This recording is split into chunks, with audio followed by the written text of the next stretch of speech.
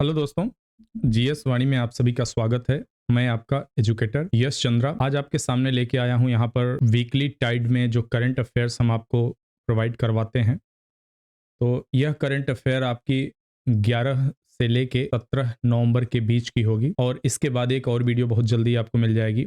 मैं पहले बता चुका था कि किसी कारणवश वीडियो विलंब हो रही है, प्रयास कर रहे हैं कि बहुत जल्दी आपको मिल जाए। आपको बता देना चाहता हूँ यहाँ पर भी कि हमारी जो करंट अफेयर्स की चल रही है वीकली टाइड, इसके अलावा हमारी मंथली भी मैगजीन आती है। इसके अलावा अगर आप किसी भी एग्जाम की तैयारी कर रहे हैं यूपीएससी से लेते हुए, अगर आप एसएससी बैंक रेलवे तक की तैयारी कर रहे हैं तो आप हमारे साथ जुड़ सकते हैं। आपको लाभ मिलने वाला है।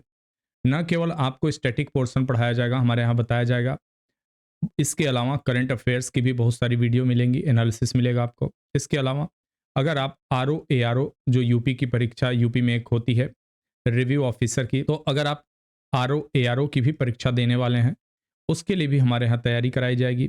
हिंदी की तमाम वीडियो पहले से ही चैनल पे पड़ी हुई हैं जो R O A R O के लिए काम देंगी। इसके अलावा हम सामान्य अध्ययन की टेस्ट सीरीज भी चला रहे हैं, उसे भी आप ज्वाइन कर सकते हैं। इसके साथ साथ अगर आप टीजीटी पीजीटी की भी तैयारी कर रहे हैं हिंदी विषय के साथ, तो उसके लिए भी हमारे वीडियो पे, हमारे चैनल पे उससे संबंधित वीडियो मिल जाएगी।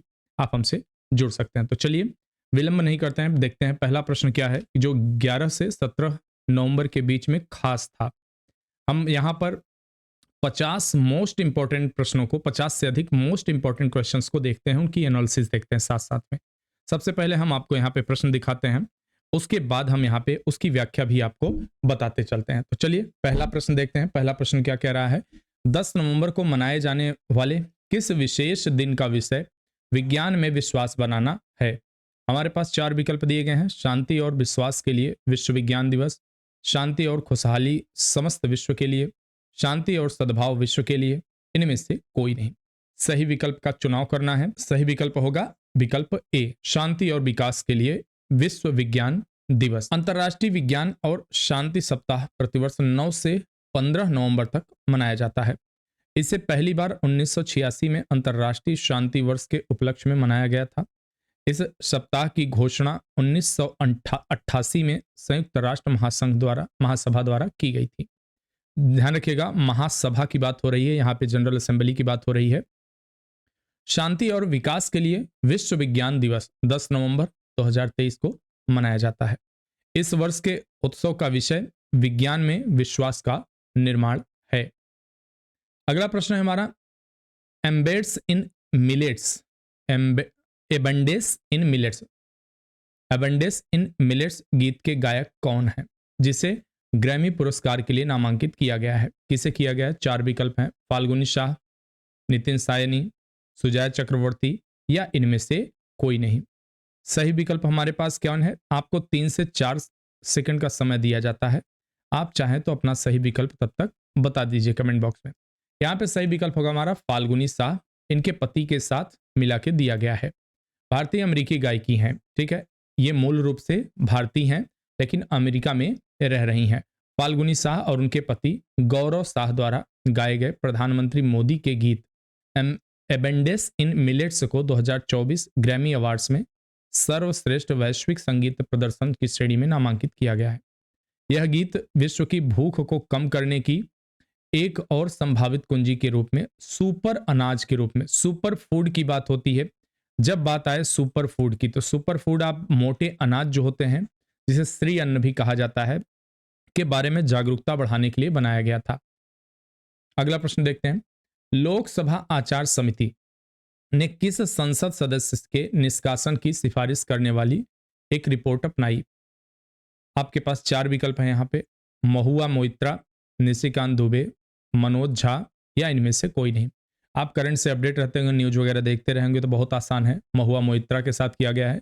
इनके ऊपर आरोप लगाया गया है कि ये पैसे लेके सवाल पूछती थी संसद में उद्योगपतियों की तरफ से।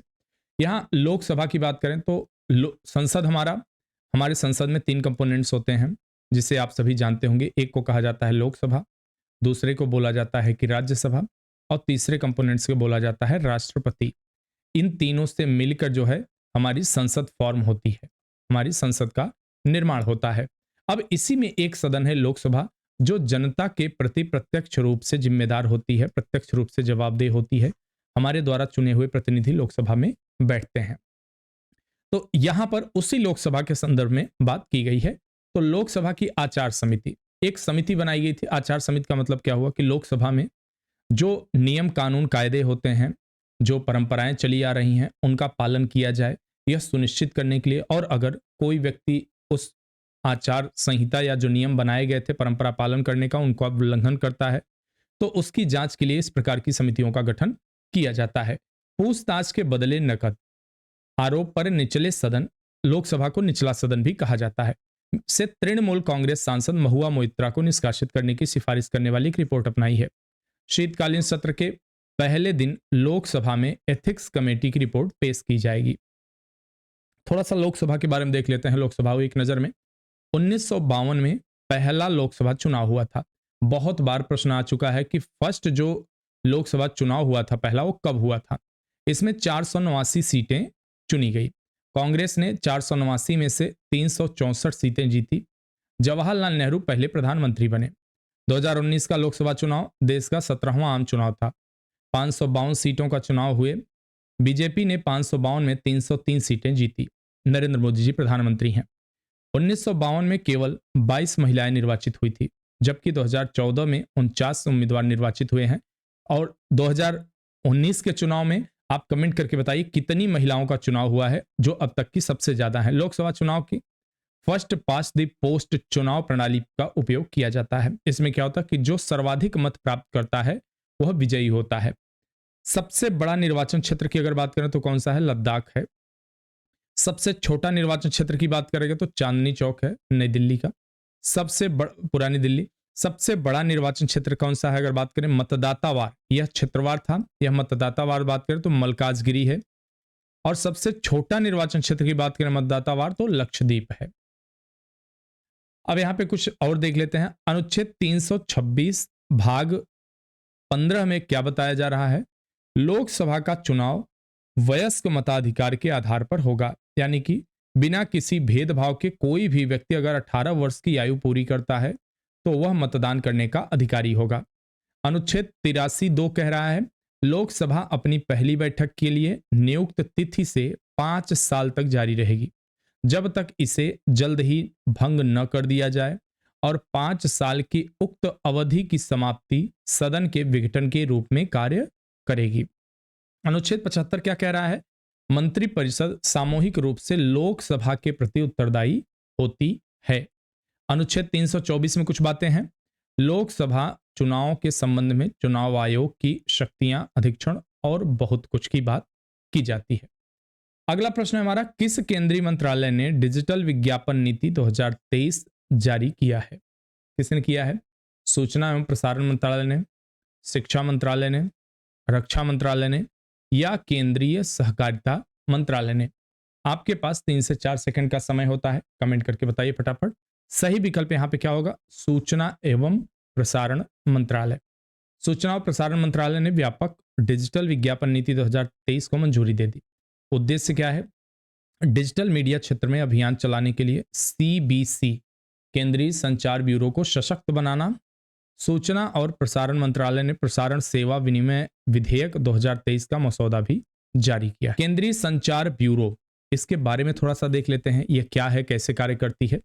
केंद्रीय संचार ब्यूरो, जिसे सीबीसी भी कहा जाता है, की स्थापना 8 दिसंबर 2017 को पूर्ववर्ती विज्ञापन और दृश्य प्रचार निदेशालय डीएवीपी और क्षेत्रीय प्रचार निदेशालय डीएफपी और गीत और नाटक प्रभाग के एकीकरण द्वारा की गई थी। यानी कितनी संस्थाओं को मर्ज कर दिया गया। ब्यूरो का लक्ष्य मंत्रालयों, विभागों, सार्वजनिक क्षेत्र के उपक्रमों, पीएसयूज जिसे कहते हैं आप, स्वायत्त निकायों को 360 डिग्री संचार समाधान प्रदान करना है। अगला प्रश्न, किस राज्य ने एक विधेयक पारित किया जो राज्य में कुल आरक्षण को 75% तक बढ़ाता है? कौन सा ऐसा राज्य है? बिहार, पंजाब, गुजरात या फिर झारखंड? सही विकल्प का चुनाव करिए, तो सही विकल्प आपका कौन सा हो जाएगा? बिहार राज्य। बिहार विधानसभा ने पिछड़ा वर्ग, अत्यंत पिछड़ा वर्ग, अनुसूचित जाति, अनुसूचित जनजाति के लिए आरक्षण को मौजूदा 50% से बढ़ाकर 65% करने के लिए सर्वसम्मति से एक विधेयक पारित किया। 10% आर्थिक रूप से पिछड़े वर्ग कोटा के साथ विधेयक बिहार में आरक्षण को 75% तक बढ़ा देगा। 1992 में सुप्रीम कोर्ट की बेंच ने ओबीसी कोटा को बरकरार रखा। हालांकि इसने यह फैसला सुनाया कि कुल कोटा कभी भी 50% से अधिक नहीं होना चाहिए। यह बड़ा ही विवादित विषय है, इस पे हमेशा नजर रखिएगा। हालांकि हम तो आपको अपडेट कराते ही रहेंगे। किस शहर ने दिवाली की पूर्व संध्या पर 22.23 लाख मिट्टी के दीपक जलाने का विश्व रिकॉर्ड बनाया है? कमेंट करिए, आप बताइए फटाफट। अयोध्या, वाराणसी, मदुरई या उत्तरकाशी? आपके पास 3 से 4 सेकंड का समय है। सही विकल्प का आप चुनाव कर लीजिए। सही विकल्प क्या होगा? अयोध्या। दिवाली की पूर्व संध्या पर दीपोत्सव समारोह के दौरान लगभग 22.23 लाख मिट्टी के दिए जलाने जाने का विश्व रिकॉर्ड बनाया गया है अयोध्या में। 2022 में राम की पैड़ी के घाटों पर 17 लाख से ज्यादा दिए जलाए गए। सरयू नदी के तट पर स्थित इस शहर ने अपना ही विश्व रिकॉर्ड तोड़ा है। अयोध्या के बारे में थोड़ा सा देख लेते हैं। अयोध्या जिले साकेत और रामनगरी भी कहा जाता है अयोध्या को। ठीक है, यह उत्तर प्रदेश में है, जिसे पहले फैजाबाद कहते थे। भारत के उत्तर प्रदेश राज्य में स्थित एक ऐतिहासिक और धार्मिक दृष्टि से महत्वपूर्ण नगर है। यह पवित्र सरयू नदी के तट पर बसा हुआ है। सरयू नदी के तट पर, और अयोध्या जिले का मुख्यालय है। इतिहास में इसे कौशल जनपद भी कहा जाता है। यहाँ पे आप देख सकते हैं, यह उत्तर प्रदेश का मैप है। आप यहाँ अगर देख पा रहे हैं तो इस तरफ ऊपर की तरफ आप देखेंगे तो नेपाल से सीमा साझा करता है। यहाँ पर नेपाल है जो अंतर्राष्ट्रीय बॉर्डर बन रहा है। यहाँ आप देखेंगे तो यह आपका उत्तराखंड हो गया, उत्तराखंड से भी यह बॉर्डर साझा कर रहा है। और इधर अगर आप बढ़ेंगे तो दिल्ली भी यहाँ लगती है। यह दिल्ली है, राजधानी क्षेत्र दिल्ली के साथ लगती है। इधर ऊपर देखेंगे तो ये हरियाणा के साथ भी लगती है, और इसके ऊपर यहाँ देखेंगे तो हिमाचल के साथ भी बहुत थोड़ी सी, लगभग जो है 24-25 किलोमीटर के आसपास इसकी बाउंड्री लगती है। और इधर चले आएंगे तो राजस्थान के साथ भी इसकी बाउंड्री लगती है। और नीचे आएंगे तो एक बड़ा हिस्सा यहाँ पे आपको मध्य प्रदेश का भी देखने को मिलेगा। और उसके नीचे बढ़ेंगे यहाँ तो आपको छत्तीसगढ़, ये जो यहाँ ये सोनभद्र है, तो यह इधर मध्य प्रदेश से, ठीक है, तो इधर झारखंड से, इधर बिहार से, ठीक है, और नीचे से इधर से ये छत्तीसगढ़ से भी लगता है। तो यह 4 राज्यों को टच करने वाला एकमात्र जिला है उत्तर प्रदेश का, यह ध्यान रखिएगा। और यहाँ आपका बिहार है। तो ये तो उत्तर प्रदेश का हो गया। और इसी उत्तर प्रदेश में यह रहा आपका अयोध्या, फैजाबाद रहा। अब इसके बारे में देखते हैं कौन कौन से जिले स्पर्श करते हैं। तो इसके वो देख लेते हैं। यहाँ पे देखिए, यह रहा आपका अयोध्या। इधर बाराबंकी भी टच करती है, गोंडा से भी स्पर्श होती है, बस्ती से भी होता है, अंबेडकर नगर से, और सुल्तानगंज से, और इधर अमेठी से। इतने जिलों से यह फैजाबाद की बाउंड्री लगती है। और उसके बाद इधर आप देखेंगे, नीचे आएंगे तो यहाँ पर जौनपुर, इधर से जौनपुर पड़ रहा है, क्योंकि जो प्रसिद्ध स्थान है पूछा जाता है। ठीक है, इधर आपका कानपुर हो गया, ठीक है, और इधर आपका सीतापुर हो, यहाँ आपकी राजधानी है प्रदेश की, लखनऊ होगी। रायबरेली का आपने नाम सुना ही होगा, बहुत फेमस है, यह देख सकते हैं यहाँ। और प्रतापगढ़ का नाम आपने हो सकता है सुना हो, आंवले के लिए काफ़ी प्रसिद्ध है। और यह रहा मिर्जापुर, आप सभी सुने होंगे, जानते होंगे, वेब सीरीज आई थी। यह रहा वाराणसी, यहाँ संत रविदास नगर हो गया। तो ये छोटे छोटे स्थान है, जानना जरूरी है। नॉलेज, हेल्थ केयर, इनोवेशन और रिसर्च। खीर सिटी किस राज्य केंद्र शासित प्रदेश से संबंधित है? कर्नाटक, तमिलनाडु, सिक्किम या उत्तर प्रदेश? सही विकल्प का आप चुनाव कर लीजिए। सही विकल्प क्या होगा यहाँ पे? कर्नाटक। कर्नाटक सरकार का लक्ष्य प्रस्तावित खीर शहर में 80,000 नौकरियां पैदा करने के अलावा स्वास्थ्य सेवा, नवाचार और ज्ञान क्षेत्रों में 40,000 करोड़ रुपए के निवेश आकर्षित करना। कर्नाटक सरकार ने बेंगलुरु के बाहरी इलाके में एक ज्ञान, स्वास्थ्य देखभाल, नवाचार और अनुसंधान शहर के विकास की संकल्पना के लिए उद्योग थिंक टैंक से मुलाकात की। नया निवेश क्षेत्र बेंगलुरु से 60 किलोमीटर के भीतर 2000 एकड़ में फैला होगा। यहां आप देख सकते हैं हमारा प्यारा भारत है, अब जब कर्नाटक की बात करेंगे तो हमें दक्षिण भारत में चलना पड़ेगा, और दक्षिण भारत में चलें तो चलिए देखते हैं कर्नाटक राज्य और उससे सटे हुए और राज्यों के बारे में देख लेते हैं। तो यहाँ अगर आप देख पा रहे हैं कि तो यह रहा आपका कर्नाटक राज्य, ठीक है। अब इससे अगर आप यहाँ देख रहे हैं तो एक छोटा सा आप दिख रहा है, यह गोवा है जो है फेमस टूरिस्ट प्लेस है। उसके अलावा नीचे की तरफ यहाँ देखेंगे तो यह जो आपको स्ट्रिप दिख रही पतली सी, यह केरल राज्य है भारत का। उसके अलावा अगर आप इधर बढ़ें तो इसे आप तमिलनाडु, यह तमिलनाडु है, और यह जो आपका हिस्सा है इसे आंध्र प्रदेश कहा जाता है। यह ऊपर का जो हिस्सा है इसको तेलंगाना बोला जाता है, सॉरी इसको तेलंगाना बोला जाता है, और जो ऊपर का यह हिस्सा है इसे महाराष्ट्र कहा जाता है। इतने राज्यों से कर्नाटक सीमा साझा करता है, तो सीमा से संबंधित अगर प्रश्न आए तो भी आप हल कर सकते हैं आसानी से। यहाँ आपको पता होगा इधर अरेबियन सी है, अरब सागर है, और इधर बे ऑफ बंगाल है, बंगाल की खाड़ी है। भारत द्वारा ग्रुप ऑफ 20 के आधिकारिक एंगेजमेंट ग्रुप सिविल G20 के प्रमुखों के रूप में किसे नियुक्त किया गया है? किसे नियुक्त किया गया? श्री रविशंकर, माता अमृतानंदमयी देवी, रंजन गोगोई, सुनील अरोड़ा। कौन है इनमें से? सही विकल्प का चयन करिए आप लोग। तो चलिए देखते हैं सही विकल्प क्या होगा। माता अमृतानंदमयी देवी सही विकल्प यहाँ पे यह होने वाला है। देखते हैं इनके विषय में थोड़ा सा डिटेल। आध्यात्मिक नेता माता अमृतामयी देवी को भारत सरकार द्वारा देश के नागरिक यानी कि C20 सिटीजन 20 का अध्यक्ष नियुक्त किया गया है, जो G20 के समूह का एक आधिकारिक जुड़ाव समूह है, यानी कि उसी से संबंधित है।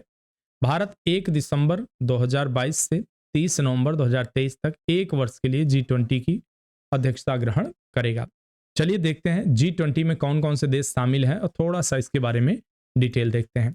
आप यहाँ देशों के नाम देख सकते हैं अलग अलग कॉन्टिनेंट से, जैसे अमेरिकी कॉन्टिनेंट से कनाडा भी है, USA भी है, मैक्सिको है, इधर दक्षिण में लैटिन अमेरिका से ब्राजील है और अर्जेंटीना है, बस 2 ही हैं। तो कभी कभी पूछ रहे तो कंफ्यूज मत होइएगा, दक्षिण अमेरिका में केवल 2 है, उत्तरी में 3 है। यूरोप की अगर बात करें हम तो यूके, जर्मनी, फ्रांस, इटली ये है, और एशिया में आ जाए अगर तुर्की, सऊदी अरेबिया, रसिया, चाइना, इंडिया।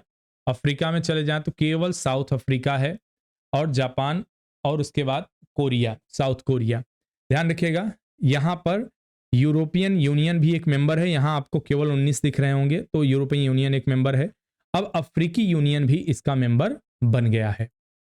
G20 की बात करें तो गठन 1999 के दशक के अंत के वित्तीय संकट की पृष्ठभूमि में किया गया था, जिसने विशेष रूप से पूर्वी एशिया, दक्षिण पूर्व एशिया को प्रभावित किया था।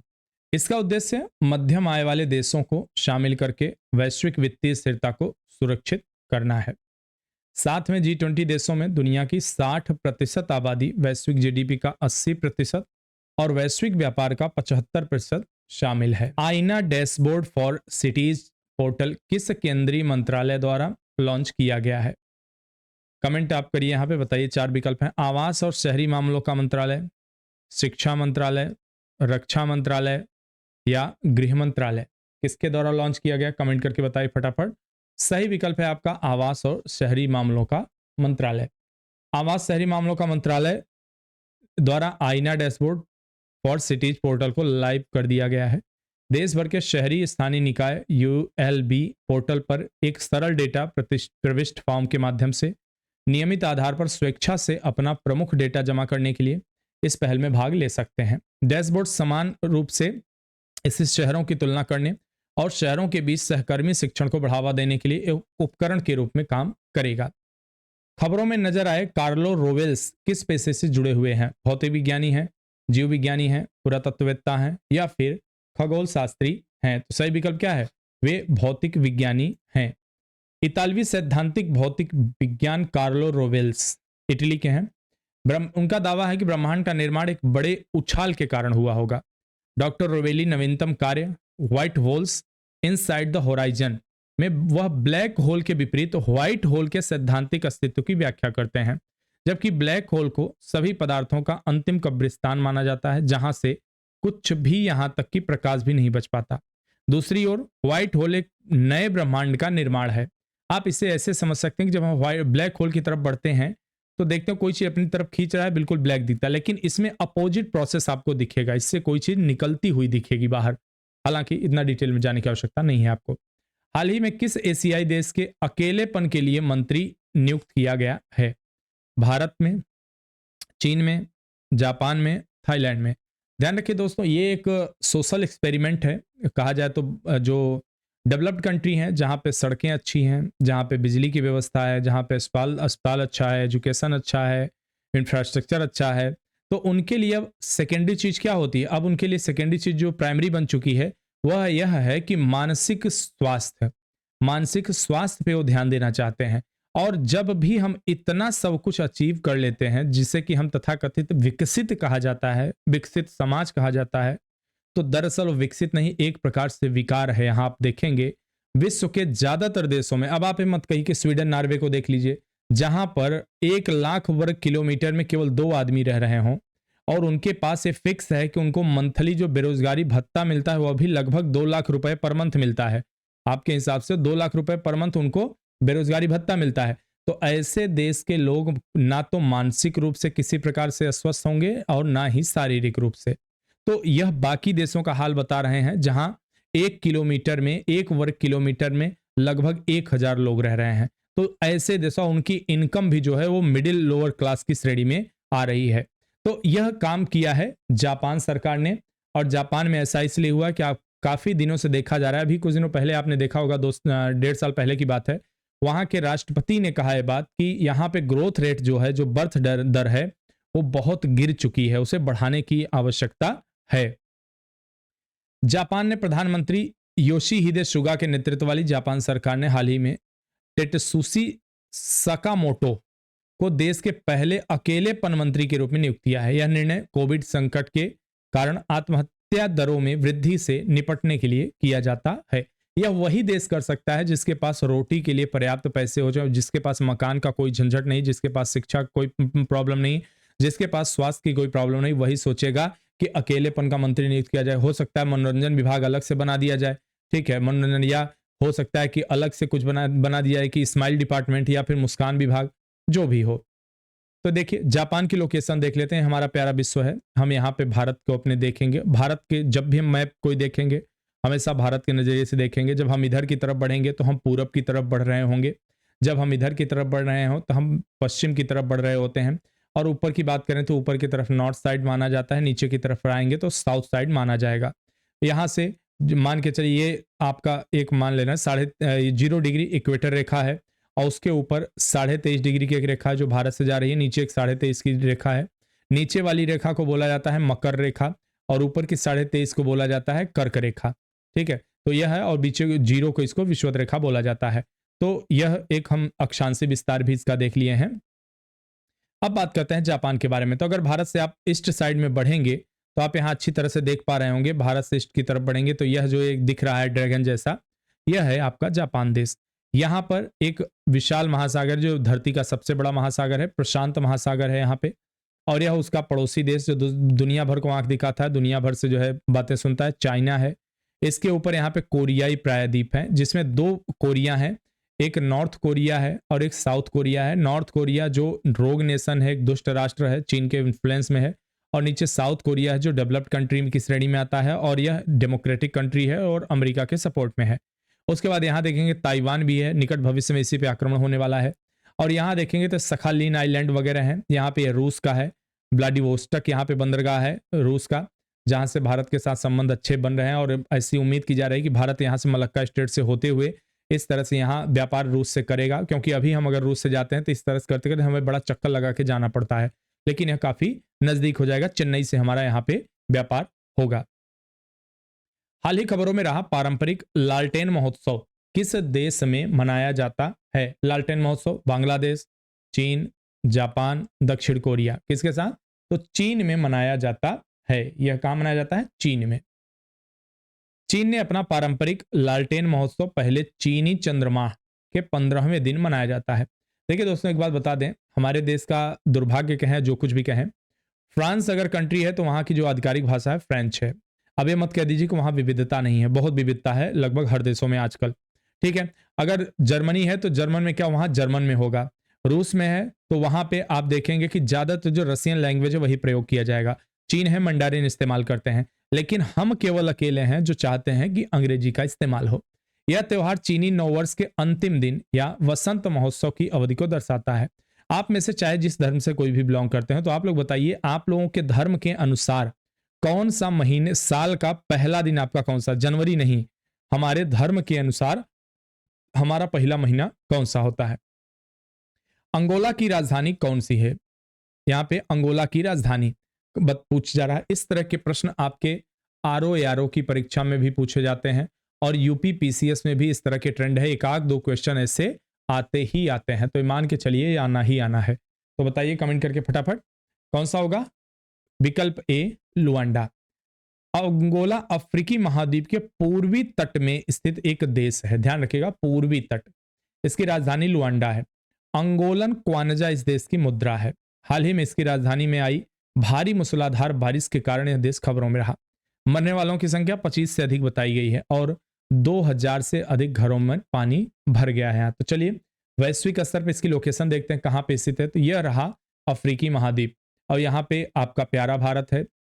और इधर अगर आपको पता होगा तो यह अरब प्रायद्वीप हो गया, अरब प्रायद्वीप हो गया यहाँ पे। और यह सिनाई प्रायद्वीप है, यहाँ से सुएज कनाल निकलती है। ठीक है, यह सोमालिया वगैरह हो, इरिट्रिया हो गया, जिबूती, ये सब सारे देश हो गए लगे हुए। और इधर ये मेडागास्कर हो गया। यहाँ पर हिंद महासागर आपका बह रहा है और इधर आपका अटलांटिक महासागर है। कौन सा है? अटलांटिक महासागर, जिसे हिंदी में अंध महासागर भी कहेंगे। तो यह अफ्रीकी महाद्वीप में कई देश हैं। यहाँ पे नीचे दक्षिण अफ्रीका है जो काफी प्रसिद्ध है, यहाँ सबसे डेवलप्ड यही है। अंगोला, यह जो येलो कलर आप देख रहे हैं, यह येलो कलर जो आप देख रहे हैं यही अंगोला है और इसकी राजधानी लुआंडा यहाँ पे किनारे पे है। तो यहाँ पर सागर है, आप देख सकते हैं। तो इस तरह के चक्रवात का बनना यहाँ स्वाभाविक है। इसके पड़ोसी देशों के बारे में आप देख सकते हैं, यहाँ देखेंगे यह कांगो रिपब्लिकन है। ठीक है, मैं केवल सीआर लिख दे रहा हूं, कांगो रिपब्लिकन है। इसे आप जिससे सीमा टच कर रहा है।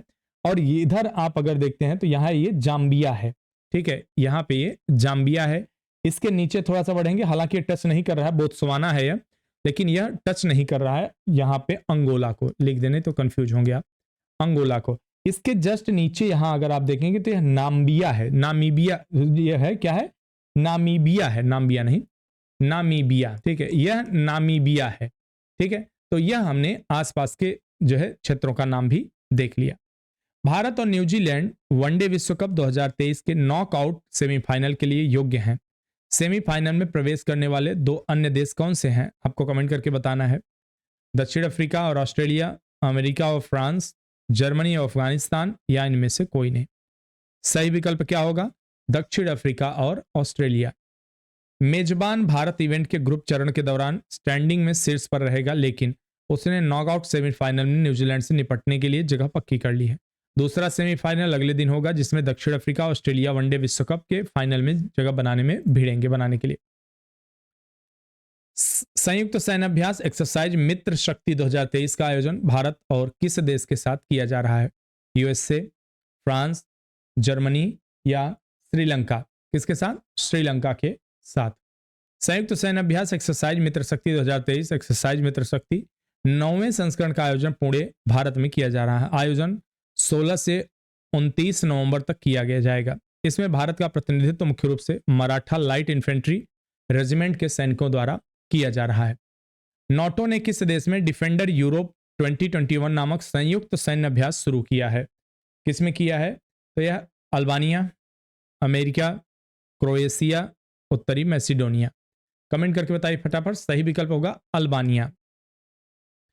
उत्तरी अटलांटिक संधि संगठन, जिसे नाटो कहा जाता है, अल्बानिया में डिफेंडर यूरोप 2021 नामक संयुक्त सैन्य अभ्यास शुरू किया गया।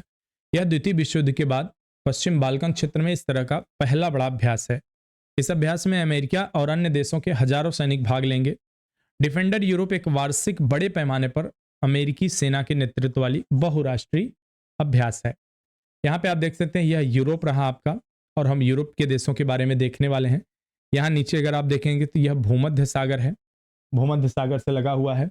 यहाँ पे इसे अगर आप देखते हैं यहाँ पे है तो ब्लैक सी है, काला सागर है, ब्लैक सी हो जाता है। उसके बाद यहाँ अगर आप देखेंगे तो यह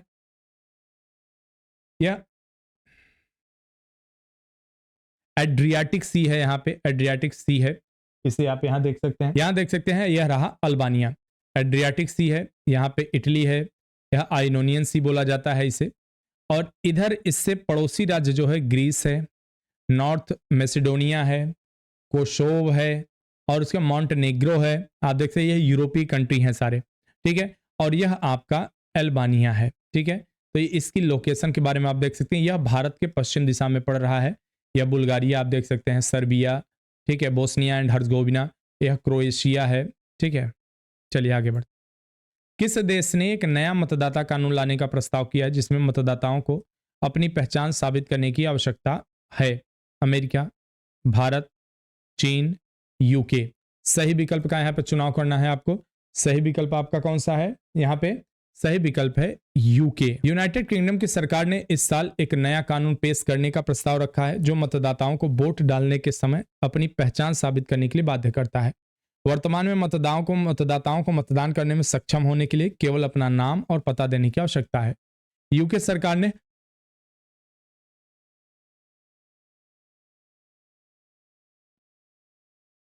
मतदाता धोखाधड़ी को रोकने के लिए इस नए कानून का प्रस्ताव किया है। यहाँ पे देख सकते हैं यूके की हम बात करेंगे, यह रहा विश्व हमारा।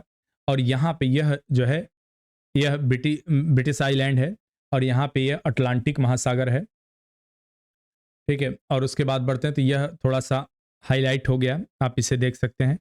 यह रहा आपका ब्रिटेन, ठीक है, ब्रिटिश आइलैंड। यहाँ पे प्रशांत महासागर है। सभी सिंथेटिक कैनबिनोइड्स पर प्रतिबंध लगाने वाला पहला देश कौन बना? एक तरह से कैनबीज कह सकते हैं, जो भांग वगैरह होता है, उत्तेजक पदार्थ जो होते हैं। भारत, चीन, जर्मनी या बांग्लादेश? कौन लगा रहा है? तो यहाँ चीन ऐसा कार्य कर रहा है। चीन सरकार ने घोषणा की सभी सिंथेटिक कैनबिड्स जो मतलब रासायनिक उत्पाद है प्रयोगशालाओं में तैयार किए जा रहे हैं को प्रतिबंधित दवाओं की सूची में शामिल किया जाएगा। अधिकारियों ने 18 अन्य साइको एक्टिव पदार्थों पर प्रतिबंध लगाने की घोषणा की है। वर्तमान में 2 बच्चों की सीमा के मुकाबला कौन सा देश हाल ही में 3 बच्चों के लिए एक नई नीति लेकर आया है? कौन लाया है? भारत, अमेरिका, जापान या चीन? कौन लाया यहाँ पे? सही विकल्प हमारा क्या होगा? चीन। चीन ने घोषणा की वह दंपतियों को वर्तमान की 2 बच्चों की सीमा के मुकाबले 3 बच्चे पैदा करने की अनुमति देगा, जिसे 2016 में लाया गया था। यह निर्णय चीनी सरकार द्वारा किया गया है क्योंकि नवीनतम जनगणना के अनुसार देश की जन्म दर में भारी गिरावट दर्ज की गई है। ऐसा माना जाता है दोस्तों कि 2.1% की जो जन्म दर होती है यह ऐसी जनसंख्या पैदा करती है जहां एक तरफ जनसंख्या बूढ़ी हो रही होती है तो दूसरी तरफ जनसंख्या जवान हो रही होती, युवा हो रही होती है। तो इस बीच क्या होता है कि जो लेबर गैप होता है वो नहीं पैदा होता, यानी कि एक समय जब कुछ व्यक्ति बूढ़े हो रहे हैं, रिटायर हो रहे हैं, तो एक नई जनरेशन है वो क्या हो रही, युवा हो रही है और कार्यबल कभी घटता नहीं है और उस देश की ग्रोथ भी प्रभावित नहीं होगी।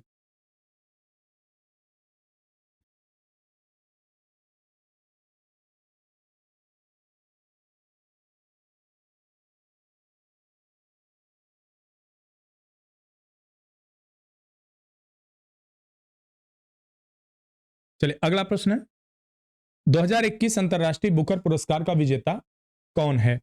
कौन है विजेता? David Diop, Douglas Stuart, Margaret Atwood या बर्नार्डिनो एवरेस्टो? कौन है? कमेंट करके बताइए। तो विकल्प ए सही है, डेविड डियोप। डेविड डियोप अंतरराष्ट्रीय बुकर पुरस्कार जीतने वाले पहले फ्रांसीसी लेखक बन गया। तो जब भी कोई पहला बात आए ध्यान रखिएगा और जरूर याद रखें क्योंकि उन्हें 2021 में इस प्रतिष्ठित पुरस्कार के लिए चुना गया था। उनका दूसरा उपन्यास at night all blood is black अमेरिकी लेखक और कवि अन्ना मोस्कोवाकिस द्वारा अनुवादित किया गया था। अगला प्रश्न, ओपन स्काई संधि से बाहर निकलने को औपचारिक रूप से देने के लिए किस देश ने एक कानून पर हस्ताक्षर किया है? फ्रांस ने, रूस ने, इटली ने या जर्मनी ने? सही विकल्प आपका क्या होगा? रूस ने ऐसा काम किया है।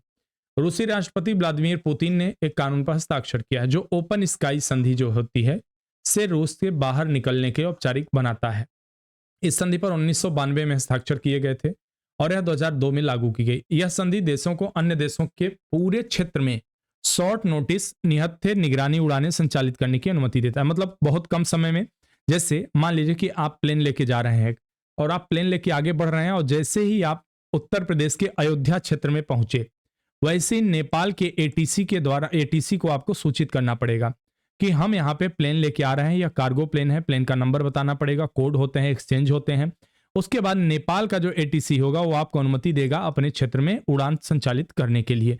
तो लेकिन यही बात है कि यहाँ क्या हो रहा है, जो प्लेन हो, यात्री प्लेन हो, कार्गो प्लेन हो, इसी तरह की, लेकिन अगर सामान्य हर तरह की प्लेन को उड़ाने की इजाजत है तो उसके लिए संधि करनी पड़ती है। यह सदस्यों के एक दूसरे के सैन्य बलों के बारे में जानकारी एकत्र करने की भी अनुमति देता है। अब देखते हैं क्या है। फ्रीडम ऑफ एयर की अवधारणा वर्ष 1944 के convention on international civil aviation, जिसे शिकागो कन्वेंशन भी कहा जाता है, विमानन उदारीकरण की सीमा पर असहमति के परिणाम स्वरूप तैयार की गई थी। शिकागो कन्वेंशन 1947 से प्रभावी हुआ था।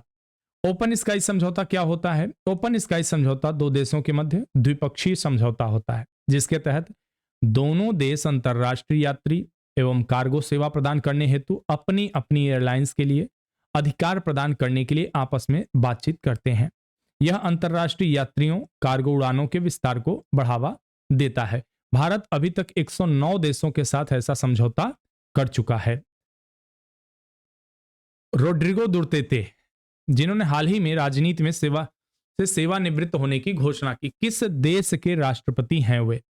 थाईलैंड के, नेपाल के, फिलीपींस के या फिर वियतनाम के हैं? कहां के हैं ये? सही कमेंट करके बताइए सही उत्तर। वे हैं फिलीपींस के, फिलीपींस के रहने वाले हैं। फिलीपींस के राष्ट्रपति रोड्रिगो दुर्तेते ने हाल ही में घोषणा की कि वह अपना कार्यकाल समाप्त होने के बाद राजनीति से सेवानिवृत्त हो रहे हैं। उन्होंने अभी घोषणा की कि वह अगले साल होने वाले चुनावों में उपराष्ट्रपति पद के लिए चुनाव नहीं लड़ेंगे। राष्ट्रपति के पूर्व सहयोगी सीनेटर बोंग गो ने उपराष्ट्रपति पद के लिए अपनी उम्मीदवारी दायर की है। यहां पे आप, चूंकि अब बात आई है तो उस देश को भी देखना जरूरी है। चलिए उस देश के बारे में थोड़ा सा देख लेते हैं। यह रहा हमारा प्यारा भारत। और जब हम अपने प्यारे भारत से पूरब की तरफ बढ़ते हैं तो इस तरह यहां जो ये आइलैंड है, यह फिलीपींस आइलैंड है। फिलीपींस भी बोलते हैं। इधर आप बढ़ेंगे तो आप प्रशांत महासागर पाएंगे। यहां साउथ चाइना सी इसको बोलता है। साउथ चाइना सी चीन खुद बोलता है, बाकी लोग भी बोलना शुरू कर दिए। एक कहावत है ना कि जिसकी लाठी उसकी भैंस, यह कहावत बहुत फिट बैठती है अंतर्राष्ट्रीय राजनीति में। आजकल आप देखेंगे बहुत सारी अंतर्राष्ट्रीय संस्थाएं हैं, लेकिन वे किसी काम के नहीं हैं। उन संस्थाओं का कोई भी योगदान नहीं रह गया है कहीं भी किसी तरह का। हाँ, जो कमजोर देश होते हैं उन्हीं पे इनके नियम कानून सब चलते हैं। और इधर आएंगे तो इधर हिंद महासागर है और इधर बीच में आपका पड़ता है फिलीपाइंस द्वीप। चलिए नजदीक से देख लेते हैं। आप अगर जाएंगे देखेंगे साउथ चाइना सी यहाँ दिख रहा है, यह पैसिफिक ओशन आपको मिल गया। लुजॉन यहाँ पे ट्रीट जो है लुजॉन स्ट्रेट भी दिखेगा। लुजॉन स्ट्रेट जल संधि भी यहाँ पे दिखेगी। इसके अलावा फिलीपींस सी आपको देखने को यहाँ मिलेगा। सुलू सी दिखेगा आपको यहाँ। कभी कभी प्रश्न पूछा जा सकता है ऐसे, इसलिए बता रहा हूं। और मोरो गल्फ मिलेगा आपको, मोरो की खाड़ी यहाँ मिलेगा। उसके अलावा सेलेप्स सी भी देखने को मिलेगा और इसके अलावा डवावो गल्फ भी देखने को यहाँ आपको मिलेगा। मलेशिया पास में ही आप देख सकते हैं एक आइलैंड है। उसके अलावा बतन आइलैंड यहाँ पे है, बाबुयान आइलैंड यहाँ पे है। ठीक है, तो इस तरह के छोटी छोटी जानकारी आपके पास होनी चाहिए, क्योंकि ऐसे प्रश्न बहुत पूछे जाते हैं। यहाँ देखिए मनीला वे है, मनीला काफी प्रसिद्ध है। आप देखिए यह मनीला वे है, तो यह भी पूछेंगे। अगला प्रश्न, किस देश के महत्वाकांक्षी मंगल मिशन को होप कहा जाता है? किसे होप कहा जाता है? अमेरिका के, इजराइल के, जापान के या फिर संयुक्त अरब अमीरात के? सही विकल्प क्या है? विकल्प डी, संयुक्त अरब अमीरात। मंगल प्रोब को होप कहा जाता है। इसने पहली बार लाल ग्रह के चारों ओर ऑरोरा की तस्वीर खींची। मंगल ग्रह के परमाणु ऑक्सीजन उत्सर्जन की 3 छवियों को अमीरात मार्स अल्ट्रावायलेट स्पेक्ट्रोमीटर उपकरण द्वारा कैप्चर किया गया। इस अवलोकन के दौरान एकत्र किए गए आंकड़ों में अत्यधिक परावैंगनिक ऑरोरल उत्सर्जन होता है। जैसे पृथ्वी होती है ना, पृथ्वी है तो पृथ्वी के उत्तरी ध्रुव पर और दक्षिणी ध्रुव पर, उत्तरी ध्रुव पे क्या होता है? ऑरोरा बोरियोलिस होता है। ऑरोरा बोरियोलिस मतलब रात के समय में जो सूर्य से फ्लेम चलती है, जो सूर्य से परावैंगनिक जो मैग्नेटिक किरणें आती हैं, वे यहां आकर आयन मंडल के साथ अभिक्रिया करती हैं और एक तेज रोशनी पैदा करती हैं, सतरंगी। ठीक है, तो उसे जो है क्या बोला जाता है? अरोरा बोरियोलिस बोला जाता है। लेकिन जब यही प्रक्रिया दक्षिणी गोलार्ध में होता है तो इसे अरोरा ऑस्ट्रियोलिस कहा जाता है, अरोरा ऑस्ट्रियोलिस बोला जाता है। यही चीजें मंगल ग्रह पर भी देखी गई। यहां आप देख सकते हैं जो हमारे सौरमंडल के ग्रह हैं, विभिन्न ग्रह, उनकी स्थिति आप देख सकते हैं।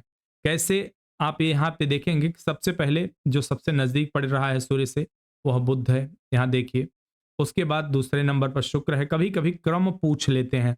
फिर पृथ्वी आती है आपकी, और फिर मंगल ग्रह आता है, फिर बृहस्पति आता है गैसीय ग्रह, फिर शनि आता है, फिर अरुण, फिर वरुण, और फिर अंत में यम, जिसे हटा दिया गया है। हालांकि इसके हटाने से न यम के ऊपर कोई फर्क पड़ा है ना कुछ, ये तो बस अपनी एक थियरी बनाते हैं और कह रहे हैं कि वो ग्रह के निर्धारित पैमानों का पालन नहीं कर रहा था।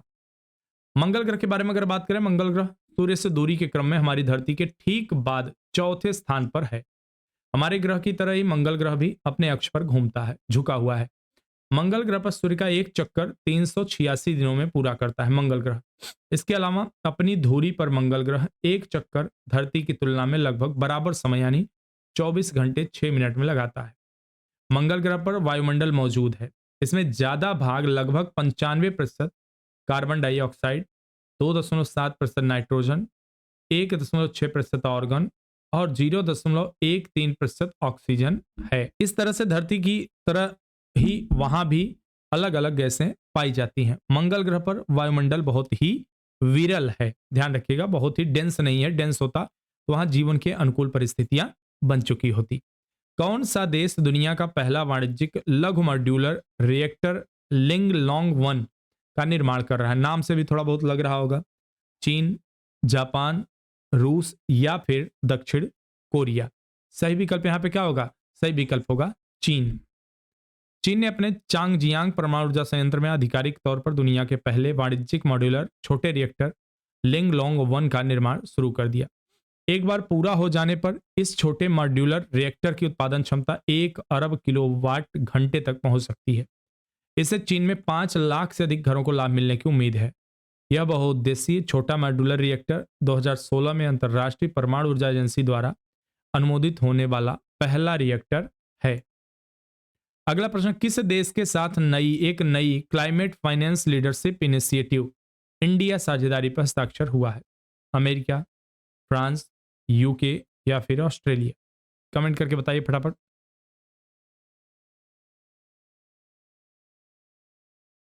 सही विकल्प क्या होगा? यूके।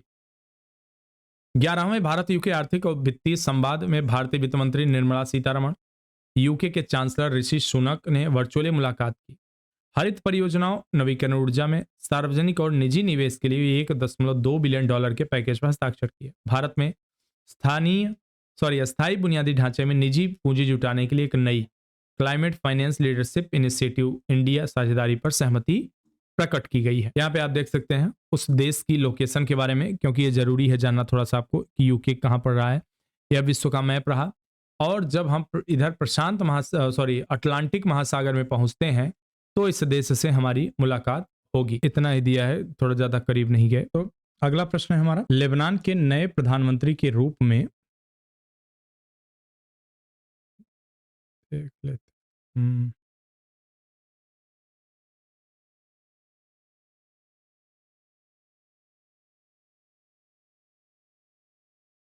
लेबनान के नए प्रधानमंत्री के रूप में किसे नियुक्त किया गया है? किसे नियुक्त किया गया है? 4 विकल्प हैं आपके पास, देखते हैं कौन सा सही विकल्प होगा यहाँ। हसनदीप, अजीत अखनौच, नजीब मिकाती या मिशेल ऑन? सही विकल्प यहाँ कौन सा होगा? नजीब मिकाती जी को।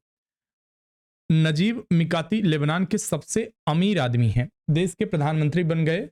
उन्होंने यह पद पहले भी 2 बार संभाला है। इससे पहले तत्कालीन प्रधानमंत्री हसन दीब ने 4 अगस्त 2020 को बेरूत में बड़े पैमाने पर विस्फोट के बाद इस्तीफा दिया था। इस विस्फोट ने बेरूत बंदरगाह और आसपास के क्षेत्र को नष्ट कर दिया था। अनुचित तरीके से संग्रहित अमोनियम नाइट्रेट के कारण विस्फोट हुआ। 203 लोग मारे गए थे, कम से कम 6000 अन्य घायल हो गए। अरबों डॉलर का नुकसान हुआ था। अगर बात करें कि कहां पर लेबनान होगा, लेबनान की लोकेशन क्या है, तो पहले हम एशिया का मैप देखेंगे, क्योंकि एशिया में है। तो यहां देख सकते हैं ये हमारा प्यारा भारत है, और जब हम भारत से पूरब की तरफ बढ़ते हैं तो इस तरह से पाकिस्तान, अफगानिस्तान, पाकिस्तान, ईरान होते हुए यहाँ बढ़ेंगे, इराक पे आएंगे, इराक से आगे बढ़ेंगे, सीरिया पे आएंगे, सीरिया से बाद थोड़ा सा अगर बढ़ेंगे तो इसको थोड़ा सा और क्लोजली अगर देखें तो यह रहा लेबनान। बहुत छोटा सा, यह दिखेगा नहीं, इज़राइल से बिल्कुल लगा हुआ उत्तरी उस हिस्से में इसका पड़ता है यहाँ, यह है लेबनान। यहाँ पर अगर वाटर बॉडी की बात करें तो जो आपका भूमध्य सागर है, यह भूमध्य सागर है यहाँ पे, और यह सीरिया, इज़राइल इस तरह अपनी सीमा लगते हुए पाता है। इधर अफ्रीका कॉन्टिनेंट है, आप जानते ही होंगे। न्यू क्वाड कहे जाने वाले समूह में भारत ने किन 3 देशों के विदेश मंत्रियों की पहली बैठक में भाग लिया? ये तो न्यू क्वाड हो गया। तो अगर हम बात करें ओल्ड क्वाड कहाँ है, ओल्ड क्वाड में कितने देश थे, कमेंट करके बताइए कितने देश थे। तो इसमें क्या सही विकल्प होगा इसका? अमेरिका, संयुक्त अरब अमीरात, इजराइल, या फिर यूके, इटली, जर्मनी, या यूके, अमेरिका, इजराइल, या संयुक्त अरब अमीरात, इजराइल और जापान। सही विकल्प क्या होने वाला है आपका? अमेरिका, संयुक्त अरब अमीरात और इजराइल। हाल ही में भारत, इजराइल, यूएई, अमेरिका के विदेश मंत्रियों की पहली बैठक हुई, इसे न्यू क्वाड नाम दिया गया। इस आभासी बैठक में व्यापार बढ़ाने, समुद्री सुरक्षा, वैश्विक सार्वजनिक स्वास्थ्य में सहयोग बढ़ाने के साथ साथ परिवहन और प्रौद्योगिकी में संयुक्त बुनियादी ढांचा परियोजनाओं पर चर्चा हुई। भारतीय विदेश मंत्री एस जयशंकर ने अपने समकक्षों के साथ चर्चा की। अगला प्रश्न है, किस देश ने एक समलैंगिक अधिकार कार्यकर्ता हार्वे मिल्क के नाम पर एक जहाज लॉन्च किया है? किसने किया ऐसा काम? रूस ने, अमेरिका, जर्मनी, या फिर नॉर्वे? कमेंट करके बताइए सही विकल्प कौन सा होगा। तो सही क्या है? अमेरिका ने ऐसा किया है। ऐसे काम अमेरिका ही कर सकता है। अमेरिकी नौसेना ने एक समलैंगिक अधिकार कार्यकर्ता के नाम एक जहाज लॉन्च किया है, जिसे 1950 के दशक में सेवा से इस्तीफा देने के लिए मजबूर किया गया था। यूएसएनएस हार्वे मिल्क को सैन डिएगो में लॉन्च किया गया। यह प्रसिद्ध अमेरिकी नागरिक अधिकार नेताओं के नाम पर 6 नए जहाजों में से एक है। हालांकि एक अमेरिकी जो है राष्ट्रपति भी थे। कमेंट करके आप बताइए जो समलैंगिक थे, उन्हें कहा जाता है, वो भी गे थे। अगला है ऐतिहासिक प्रस्ताव, हिस्टोरिकल रिजोल्यूशन, जो हाल ही में चर्चा में है, किस देश से संबंधित है? अमेरिका, जापान, चीन, या न्यूजीलैंड? किस संबंधित है? सही विकल्प आपका है सी, चीन से संबंधित है। चीन की कम्युनिस्ट पार्टी ने ऐतिहासिक प्रस्ताव पारित किया है। इसमें क्या होना है कि जो सी जिनपिंग है, अगले साल कार्यालय में एक अभूतपूर्व तीसरे कार्यकाल को सुरक्षित करने और जीवन भर चीन पर शासन करने के सक्षम करेगा। इस प्रस्ताव को अपनाने से उन्हें प्रतिष्ठित अतीत के नेताओं जैसे माओ जेडोंग क्या थे कि ये जो अभी आपकी चाइना पार्टी है, जो चीन की रिपब्लिकन पार्टी,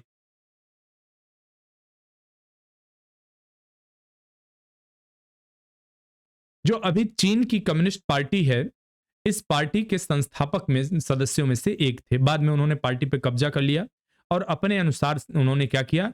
अपने अनुसार वामपंथ की या वामपंथी विचारधाराओं को गढ़ना शुरू किया, मार्क्सिस्ट के सिद्धांत को प्रसारित किया अपने देश में, और जो चीन की ओरिजिनल जो है सरकार थी उसको निष्कासित कर दिया, जो जाके ताइवान में शरण लिए हुए थे। आगे इनके बारे में हम कभी बना देंगे वीडियो, क्योंकि सेपरेट वीडियो माओ जेडोंग पे बनेगा, माओ त्से पे बनेगा, तो वो देखेंगे। देंग सियाओपिंग के बराबर रखा गया है और ऐतिहासिक प्रस्ताव वाले चीन के तीसरे नेता बन गए। यानी कि ऐसे तीसरे नेता बन गए हैं जिन्हें आजीवन कार्यकाल इनका बना रहेगा जब तक जिंदा रहेंगे। अगला प्रश्न है, किस देश ने करोड़पति निवेशकों के लिए अपना गोल्डन वीजा रूट खत्म कर दिया? किसने किया है? रूल, यहाँ रूल होगा यूके, संयुक्त अरब अमीरात, न्यूजीलैंड, या फिर ब्राजील ने। किसने ऐसा काम किया है? यूके ने ऐसा किया है। यूके क्या करता? घोषणा की वो अपने गोल्डन वीजा रूट को समाप्त कर देगा, जो कि करोड़पति निवेशकों के लिए एक वीजा कार्यक्रम है। ब्रिटेन की गृह सचिव प्रीति पटेल ने इसकी घोषणा की। इसमें क्या होता था कि एक निश्चित रकम होती थी कि अगर आप उतना ब्रिटेन की इकोनॉमी में पंप कर देते हैं, अगर ब्रिटेन की इकोनॉमी में आप इन्वेस्ट कर देते हैं, तो फिर आपको वहां का वीजा बड़ी आसानी से मिल जाता है। आप कुछ भी कर, जैसे विजय माल्या वगैरह हो, नीरव मोदी वगैरह हो गए, ये सब जाके वहां कैसे शरण लिए हैं? इसी के थ्रू लिए हुए हैं। हाल ही में अखबारों में रहा HAECI सेकेंड किस संस्थान द्वारा किया गया ऑपरेशन है? किस संस्थान द्वारा? केंद्रीय जांच ब्यूरो, इंटरपोल, संघीय जांच ब्यूरो, या अंतरराष्ट्रीय मुद्रा कोष? सही विकल्प यहां क्या होगा आपका? इंटरपोल के द्वारा। हाल ही में Interpol code name HAECI second द्वारा किए गए ऑपरेशन के तहत 20 से अधिक देशों में प्रवर्तन एजेंसियों ने 1000 से अधिक व्यक्तियों को गिरफ्तार किया और लगभग $27 मिलियन का अवैध धन जब्त किया। यह कार्यक्रम सक्षम वित्तीय अपराध पर कार्रवाई का एक हिस्सा है। भारत ने भी इस वैश्विक ऑपरेशन में भाग लिया। इस अभ्यास ने विशिष्ट प्रकार के ऑनलाइन धोखाधड़ी को लक्षित किया, जैसे कि निवेश धोखाधड़ी, अवैध ऑनलाइन जुड़ाव से जुड़ी हुई मनी लॉन्ड्रिंग इत्यादि। तो चलिए इंटरपोल के बारे में थोड़ी सी जानकारी रख लेते हैं कि आखिर क्या है, बहुत सुना होगा आपने। इंटरपोल का पूरा नाम क्या है? अंतरराष्ट्रीय आपराधिक पुलिस संस्था, इंटरनेशनल क्राइम पुलिस ऑर्गेनाइजेशन।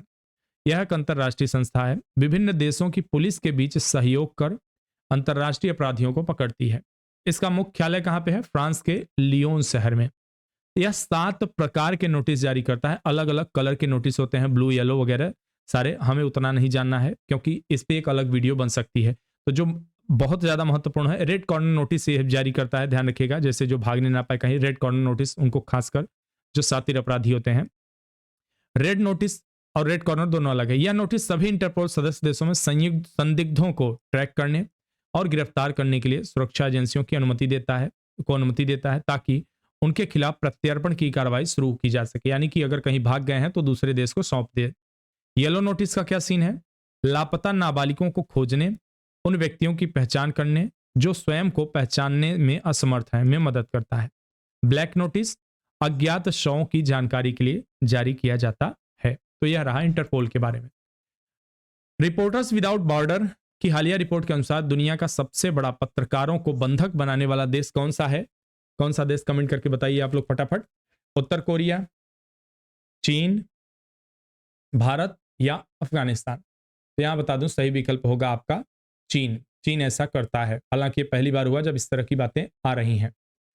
हालिया रिपोर्ट बताएगा चीन दुनिया का सबसे बड़ा पत्रकारों को बंदी बनाने वाला देश है, जिसमें कम से कम 127 पत्रकारों को हिरासत में लिया गया। The great leap backwards of journalism in China शीर्षक वाली रिपोर्ट में राय और अभिव्यक्ति की स्वतंत्रता के लिए अंतर्राष्ट्रीय प्रतिबद्धताओं के खिलाफ चीन के उल्लंघन का खुलासा किया गया है।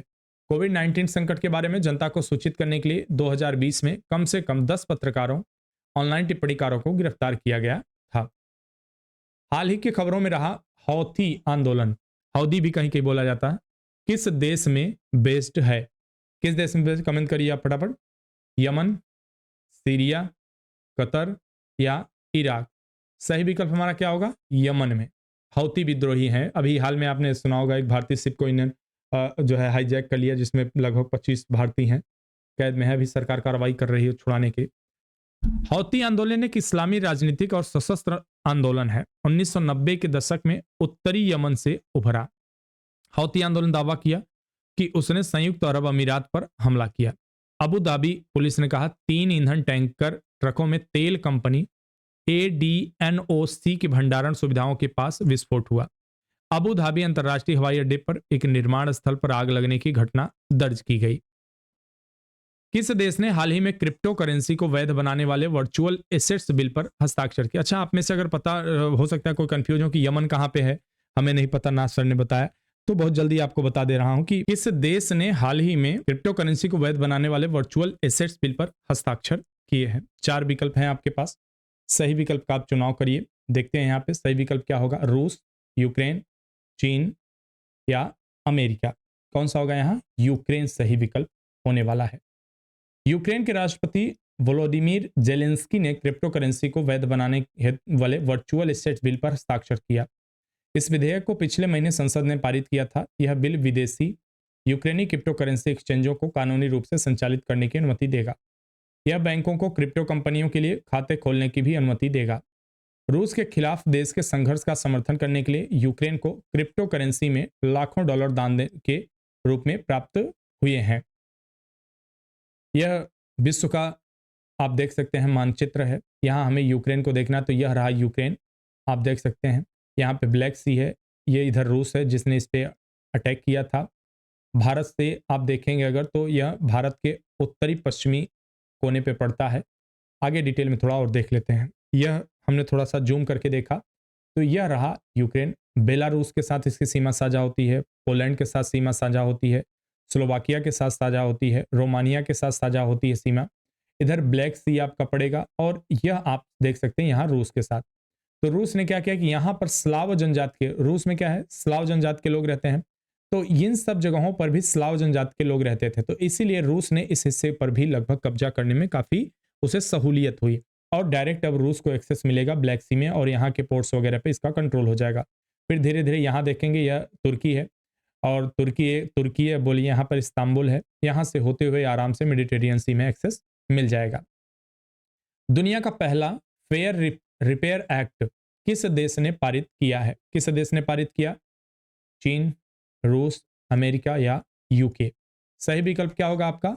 अमेरिका ने। न्यूयॉर्क राज्य विधायिका ने हाल ही में फेयर रिपेयर एक्ट पारित किया, जिसने के लिए डिजिटल इलेक्ट्रॉनिक्स निर्माताओं को उपभोक्ताओं और स्वतंत्र मरम्मत की दुकानों के लिए पुर्जे उपकरण, सूचना सॉफ्टवेयर उपलब्ध कराने की आवश्यकता होती है। स्वतंत्र मरम्मत की दुकानें अंततः निर्माताओं के साथ प्रतिस्पर्धा करने में सक्षम होंगी। अगला प्रश्न है हमारा, टाइटल 9 जो इस वर्ष 50 वर्ष का हो गया, एक अमेरिकी कानून है जो ... के आधार पर भेदभाव के खिलाफ सुरक्षा उपाय प्रदान करता है। किसके? जातीयता, धर्म, लिंग या राष्ट्रीय मूल? सही विकल्प आपका क्या होगा? सही विकल्प सी सही, यहां पे लिंग के आधार पर। टाइटल 9 जो इस वर्ष 50 वर्ष का हो गया, शिक्षा में लिंग के आधार पर भेदभाव को प्रतिबंधित करता है। यह एथलेटिक्स में लैंगिक समानता, परिसरों में यौन उत्पीड़न को रोकने में एक प्रमुख भूमिका निभाता है। 23 जून 1972 को राष्ट्रपति निक्सन द्वारा कानून में हस्ताक्षरित किया गया था। निक्सन अमेरिका के 37वें राष्ट्रपति थे। उनका कार्यकाल 1969 से 74 तक था और एक पेशे से वकील थे और नाटककार भी थे। इन्होंने नाटक भी खूब खेला था, ड्रामा अच्छा करते थे रियल लाइफ में। और उसके बाद राष्ट्रपति बनते हैं। राष्ट्रपति बनने के दौरान सबसे बदनाम राष्ट्रपतियों में एक थे। बहुत ज़्यादा शराब पीते थे और कहा जाता था कि जो है ये समलैंगिक भी थे। वाटरगेट विवाद की वजह से उन्हें इस्तीफा देना पड़ा था। भारत के किस पड़ोसी देश ने राष्ट्रपति ध्वज और राष्ट्रपति की हिज एक्सीलेंसी उपाधि को समाप्त कर दिया है? भारत के किस पड़ोसी देश ने ऐसा किया है? नेपाल, बांग्लादेश, श्रीलंका या चीन? सही विकल्प चुनिए। सही विकल्प क्या होगा यहाँ पर? सही विकल्प होगा श्रीलंका ने। श्रीलंका के अंतरिम राष्ट्रपति रानिल विक्रमसिंघे ने राष्ट्रपति को संबोधित करने वाले हिज एक्सीलेंसी शब्द को इस्तेमाल पर रोक लगा दी। राष्ट्रपति के झंडे को भी खत्म कर दिया है। कहीं न कहीं यह मैच्योर डेमोक्रेसी का उदाहरण होता है, जिसे भारत में भी महामहिम नहीं कहा जाता। किस शहर ने ब्रेड फॉर ऑल नाम से मुफ्त ब्रेड के लिए वेंडिंग मशीन पेशकश की? यानी कि एक मशीन लगा रहेगा, उसमें ब्रेड रहेगा, जिसको खाना है जाके खाए। नई दिल्ली ने, न्यूयॉर्क ने, दुबई ने या मेलबर्न ने? सही विकल्प आपका क्या होगा? सही विकल्प है दुबई ने ऐसा काम किया है। दुबई शहर में ब्रेड फॉर ऑल नाम से भी free bread vending machine launch की गई। यह दुबई के शासक शेख मोहम्मद बिन राशिद अल मखतूम द्वारा, एक ही व्यक्ति हैं, स्थापित एक फाउंडेशन की यह पहल है।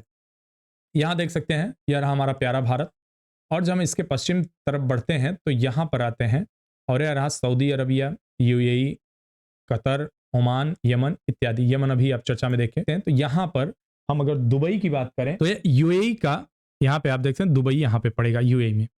चलिए आगे बढ़ते हैं। अब्दुल लतीफ राशिद हाल ही में किस देश या क्षेत्र के नए राष्ट्रपति चुने गए हैं? कहां के चुने गए हैं? फिलिस्तीन, इराक, मिस्र या यमन के? सही विकल्प क्या होगा आपका? इराक के बने हैं, ईरान नहीं, ध्यान रखिएगा, इराक। इराकी सांसदों ने अब्दुल लतीफ राशिद को इराक के नए राष्ट्रपति के रूप में चुना है, जो देश के लिए नई सरकार बनाने की दिशा में महत्वपूर्ण कदम है। दूसरे दौर के मतदान में राशिद को 162 वोट मिले। उन्होंने बरहम सालिह को हराया, जिन्होंने 99 वोट हासिल किए, जबकि 8 वोट अवैध माने गए। यहां पे आप देख सकते हैं, अगर हम इराक की बात करें तो जब भारत के पश्चिम तरफ बढ़ेंगे पाकिस्तान, उसके बाद ईरान और उसके बाद यह रहा इराक। सद्दाम हुसैन यहीं का रहने वाला था, जिसे फांसी दिया गया था। अमेरिका के द्वारा बोला गया कि परमाणु बम बना रहा है। हालांकि वह बात बहुत अलग थी, उसमें भी पॉलिटिक्स था, जैसा कि अमेरिका के साथ हमेशा होता है। यह रहा इराक, यहीं के बने हैं। और इराक के साथ आप देखेंगे सीमा साझा कर सीरिया भी लग रहा है, जॉर्डन भी लग रहा है, सऊदी अरब भी लग रहा है, कुवैत भी लग रहा है। ये सारे देश लगते हैं। भारत ने हाल ही में आम चुनाव कराने में साजो सामान के समर्थन के लिए किस देश की सरकार को 200 वाहन उपहार में दिए हैं? किसके? श्रीलंका, बांग्लादेश, म्यांमार या नेपाल? नेपाल को दिया गया है। भारत ने इस महीने होने वाले आम चुनाव के सुचारू संचालन के लॉजिस्टिक समर्थन के लिए नेपाली सरकार को 200 वाहन उपहार दिए। नेपाल जो संघीय संसद के साथ साथ प्रांतीय विधानसभाओं के चुनाव कराने जा रहा है, ने भारत सरकार से वाहनों के अनुरोध किया था। 200 वाहनों में 120 सुरक्षा बलों के लिए, जबकि 80 वाहन नेपाल के चुनाव आयोग के लिए। यह ध्यान रखिएगा दोस्तों, पड़ोसियों को आप कहेंगे क्यों दे दिया गया 200 वाहन? यह जानबूझ के एक गुडविल जेस्चर के लिए और भरोसा जताने के लिए कि आप हमारे पड़ोसी हैं, हमारे साथ बने रहिए, क्योंकि आजकल नेपाल बहुत बड़ा खिलाड़ी बन गया है। नेपाल को जब भी भारत से एड चाहिए होता है, जब भी भारत को झुकाने की कोशिश करनी होती है, तो क्या करता है, एक हाथ चीन की तरफ फैला देता है और दूसरा हाथ भारत की तरफ। तो भारत लपक के पकड़ लेता है। क्यों? क्योंकि हम नहीं चाहते कि नेपाल में चाइनीज इन्वेस्टमेंट बढ़े, चाइनीज इंटरेस्ट बढ़े, चाइनीज सैनिक आके यहाँ बैठे, क्योंकि यह कहीं न कहीं हमारे क्षेत्रीय अखंडता संप्रभुता के लिए खतरा पैदा कर सकता है। यहाँ पे देखिए नेपाल की स्थिति आप देख सकते हैं, हमारा प्यारा भारत रहा और यह हमारा पड़ोसी देश है नेपाल, जो उत्तर प्रदेश से सीमा साझा करता है। अभी थोड़ी देर पहले हमने बताया, आप देख सकते हैं ये चाइना है, आप देख सकते हैं यहाँ पर, तो यह भारत है और यह उत्तर प्रदेश से लगती सीमा है यहाँ पे। ठीक है, तो भारत के लिए बहुत ही क्रूशियल है। हालांकि यह एक जो है बफर स्टेट का काम करता है चीन और भारत के बीच में, लेकिन यह स्ट्रेटेजिकली काफी इंपॉर्टेंट हो चुका है इस समय। भारत किन देशों के साथ ऊर्जा, रक्षा, अर्थव्यवस्था सहित क्षेत्रों में विभिन्न त्रिपक्षीय सहयोग पहल के लिए सहमत हुआ है? फ्रांस, यूएई या अमेरिका, यूएई और इजराइल, जापान और सिंगापुर। किसके साथ हुआ है कमेंट करके बताइए। विकल्प ए सही है, फ्रांस और यूएई के। फ्रांस और भारत और फ्रांस और संयुक्त अरब अमीरात ऊर्जा, रक्षा, अर्थव्यवस्था सहित क्षेत्रों में औपचारिक त्रिपक्षीय सहयोग स्थापित करने पर सहमत हुए हैं। तीनों देशों ने कहा कि वे स्वच्छ ऊर्जा पर कार्रवाई योग्य परियोजनाओं को आगे बढ़ाने के लिए हिंद महासागर रिम एसोसिएशन के साथ काम करने की संभावना तलाशेंगे। यहाँ पे आप देख सकते हैं, यह भारत, फ्रांस, संयुक्त अरब अमीरात की बात करें तो यह यूरोप का मैप हम यहाँ देख रहे हैं, क्योंकि संयुक्त अरब अमीरात आप समझ चुके होंगे, यूएई कहाँ पे है, सऊदी अरब कहाँ पे हमने देख लिया। यहाँ पर आप देखते हैं फ्रांस है, ठीक है, फ्रांस यूरोप की कंट्री का एक देश है, यूरोपियन कंट्री है एक, और उसके बारे में आप डिटेल में यहाँ देख सकते हैं। भारत ने किस गुट के साथ मिलकर एक trade and technology council TTC की स्थापना की है? बहुत महत्वपूर्ण प्रश्न है और मान के चलिए कि इसे आना ही है आपकी आगामी परीक्षाओं में। शार्क के साथ मिलके, या आसियान के साथ मिलके, या ईयू के साथ मिलके, या G20 के साथ? अगर आपके पास इसके संबंधित जानकारी है कि इसका फुल फॉर्म क्या होगा शार्क का, सो प्लीज कमेंट करिए। आसियान का क्या होगा, ईयू का क्या होगा, और G20 तो बता ही चुका हूं इसका क्या है। ठीक है, तो चलिए सही उत्तर इसका क्या होगा, ईयू के साथ मिलकर यूरोपियन यूनियन। भारत यूरोपीय संघ व्यापार और प्रौद्योगिकी परिषद की स्थापना यूरोपीय संघ और भारत द्वारा संयुक्त रूप से की गई थी। इस नई परिषद के तहत रणनीतिक तकनीकों, डिजिटल शासन, डिजिटल कनेक्टिविटी पर ध्यान देने के साथ 3 कार्य समूह स्थापित किए गए थे, वर्किंग ग्रुप। अगला प्रश्न है, भारतीय मूल के नेता लियो वाराडकर किस देश के प्रधानमंत्री चुने गए हैं? श्रीलंका, सिंगापुर, आयरलैंड या मालदीव के? सही विकल्प हमारा क्या होगा, सही आयरलैंड के चुने गए हैं। लियो वाराडकर दूसरी बार आयरलैंड के प्रधानमंत्री के रूप में कार्यभार संभाला है। अपने दूसरे कार्यकाल में भी वे अभी भी आयरलैंड के सबसे कम उम्र के नेताओं में से एक हैं। अगर हम बात करें आयरलैंड से, तो ब्रिटिश आइलैंड जो है उसी में से एक आइलैंड है आयरलैंड। वहां से हमारे संविधान में डीपीएसपी लिए गए हैं, डायरेक्टिव प्रिंसिपल्स ऑफ स्टेट जो हैं वो वहीं से लिए गए हैं।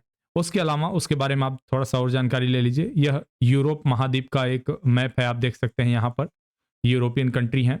यह रहा ब्रिटिश आइलैंड जो अटलांटिक महासागर में स्थित है, और इसी में से एक आइलैंड है आयरलैंड। आयरलैंड की एक महिला थी जो भारत में जो है होम रूल आंदोलन के बड़ा उनका योगदान था। कमेंट करके बताइए आप लोग। अगर इसके बारे में थोड़ा सा और डिटेल में जाके नजदीक जाके देखेंगे तो यह देखेंगे यह है ब्रिटिश आइलैंड और यह रहा उसमें आयरलैंड। ठीक है, तो यह एक समूह है। हालांकि एक चीज आपको बता दूं, यूके जो यूनाइटेड किंगडम की बात करते हैं और ब्रिटेन, इसके कॉन्सेप्ट में अंतर है।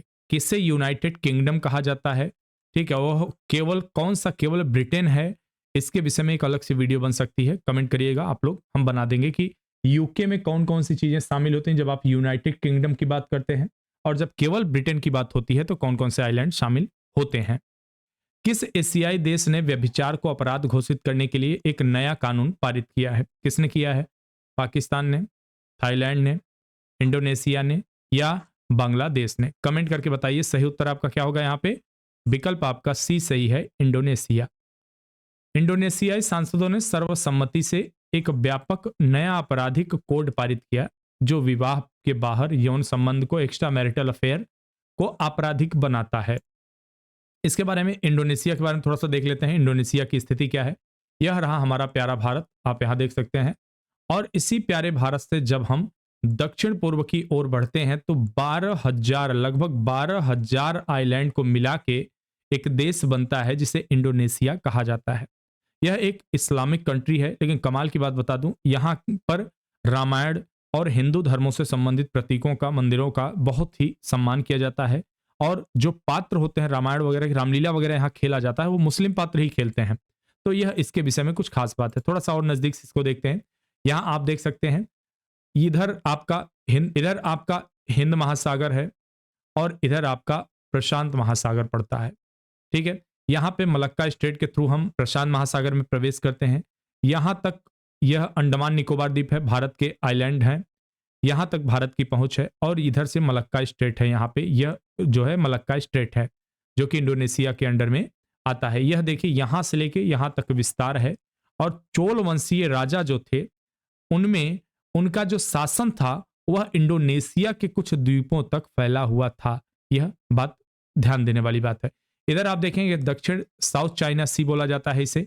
9 डैश लाइन की संकल्पना इसे साउथ चाइना सी में आती है। 9 डैश लाइन जिसे चाइना अपनी टेरिटरी कहता है। ठीक है, उसके अलावा यहाँ आप इसके विषय में बहुत सारी मेरी वीडियो में सुन चुके हैं, पढ़ चुके हैं, आगे भी पढ़ते रहेंगे जब भी चर्चा में आएगा। भारत ने अंतरराष्ट्रीय समुद्री संगठन IMO की रणनीतिक योजना में डिजिटलीकरण को शामिल करने के किस देश के प्रस्ताव का समर्थन किया है।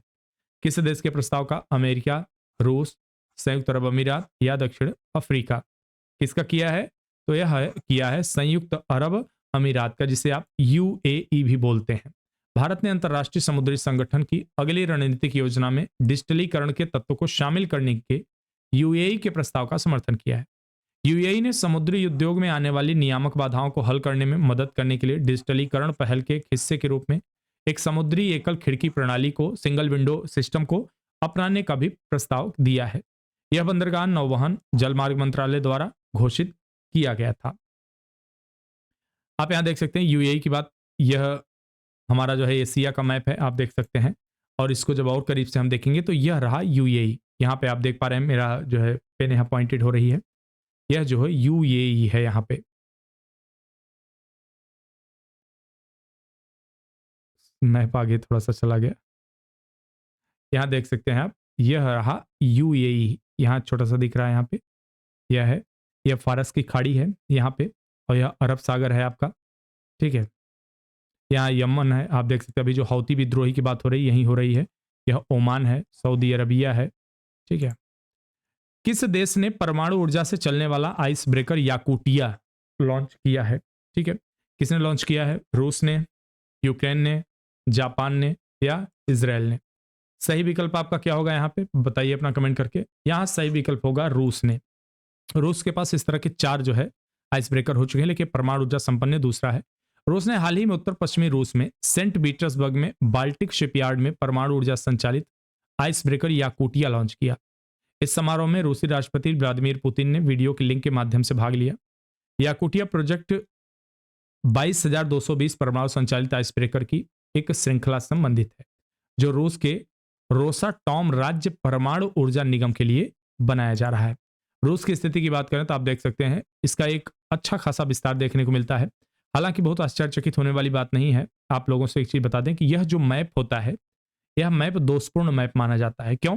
क्योंकि जो इसकी स्थिति है, एक्चुअल लोकेशन अगर आपको पता करना हो तो इस मैप को आप जब इक्वेटर पे लाएंगे, भूमध्य रेखा पे लाएंगे, तब उसकी ओरिजिनल चौड़ाई और लंबाई पता चलती है। इस तरह से आप इसका विस्तार बहुत ज्यादा नहीं पाएंगे। क्यों?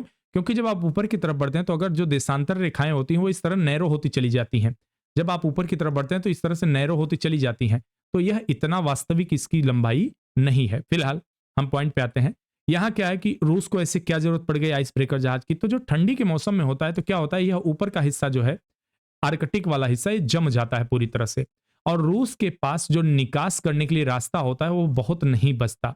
ठीक है, तो अब ऐसी परिस्थिति में उसके पास ऐसे जहाज होने चाहिए जो आइस को ब्रेक करके आगे बढ़ सके। यह जो जहाज है लगभग 3 मीटर मोटी बर्फ की परत को तोड़ सकता है जहाज। और सबसे बड़ी बात, परमाणु ऊर्जा से संचालित है, जिसमें तेल बार बार भरने या प्रदूषण का ऐसा कोई खतरा खास नहीं है। हाल ही में लेसेंट रिपोर्ट के अनुसार 2000 से 2004 और 2017 से 2021 के बीच गर्मी से संबंधित मौतों में कितने प्रतिशत की वृद्धि हुई है? कितने प्रतिशत की वृद्धि हुई है? तो यह हुआ है 68% की, 68% की वृद्धि हुई है। हाल ही में लेसेंट की एक रिपोर्ट के अनुसार 2000 और 2004 तथा 2017-2021 के बीच गर्मी संबंधित मौतों में 68% की वृद्धि हुई है। इस रिपोर्ट के अनुसार कमजोर आबादी 1986 से 2005 में सालाना की तुलना में पिछले साल 3.7 बिलियन अधिक हीट वेव दिनों के संपर्क में थी। यह अध्ययन कोविड महामारी, वैश्विक ऊर्जा, रूस यूक्रेन युद्ध के कारण जीवन की लागत के संकट के बीच जलवायु परिवर्तन के स्वास्थ्य प्रभावों पर केंद्रित है। हाल ही में खबरों में रहा तूफान इयान किस देश से टकराया? किससे टकराया है? यूक्रेन, अमेरिका, इंडोनेशिया या फिलीपींस? सही विकल्प आपका क्या होगा? अमेरिका से टकराया। देखते हैं। तूफान इयान ने अमेरिकी राज्य फ्लोरिडा को बुरी तरह प्रभावित किया, क्योंकि इस तूफान के कारण विनाशकारी तूफान, हवा और बाढ़ आई।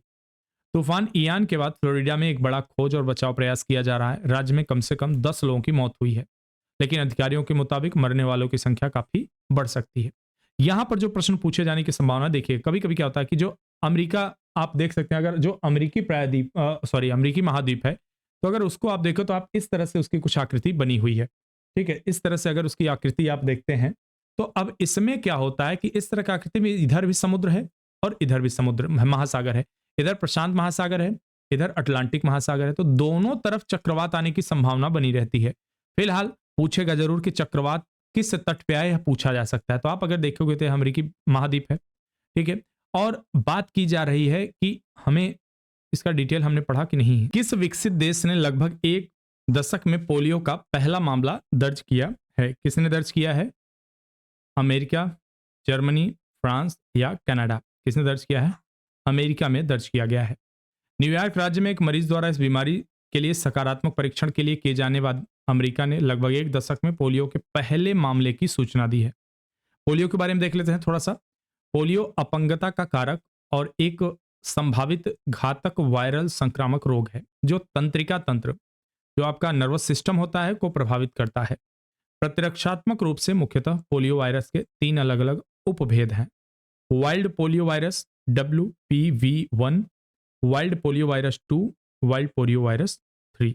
ये 3 वेरिएंट हैं इसके। लक्षणात्मक रूप से तीनों उपभेद समान होते हैं, यानी कि तीनों में एक जैसे लक्षण दिखते हैं। पक्षाघात यानी कि पैरालाइज होना और मृत्यु का कारण बन सकते हैं। इनमें आनुवांशिक और वायरोलॉजिकल अंतर पाया जाता है, जो इन तीनों उपभेदों में अलग अलग वायरस बनाते हैं, जिन्हें प्रत्येक को एकल रूप से समाप्त किया जाना आवश्यक होता है। अगर विस्तार की बात करें तो कैसे संक्रमित हो, तो कैसे विस्तार होता है इसका? मुख्य रूप से मलाशय मुख मार्ग के माध्यम से, जो है फिकल ओरल रूट के माध्यम से, दूषित पानी या भोजन के माध्यम से एक व्यक्ति से दूसरे व्यक्ति में फैलता है। यह मुख्यतः 5 वर्ष से कम उम्र के बच्चों को प्रभावित करता है। आंत में वायरस की संख्या में बढ़ोतरी होती है, वहां रेप्लिकेट करता है, जहां से यह तंत्रिका तंत्र पर आक्रमण करता है। उसके बाद हाथों की दीवार के माध्यम से यह क्या करता है कि रक्त में प्रवेश करता है, और जो पक्षाघात का कारण बन जाता है। उसके बाद धीरे धीरे पक्षाघात का कारण बनता है। पोलियो से पीड़ित अधिकांश लोग बीमार महसूस नहीं करते, ध्यान रखिए। कुछ लोगों में केवल मामूली लक्षण जैसे बुखार, थकान, जी मचलाना, सिर दर्द, हाथ पैर में दर्द आदि पाए जाते हैं।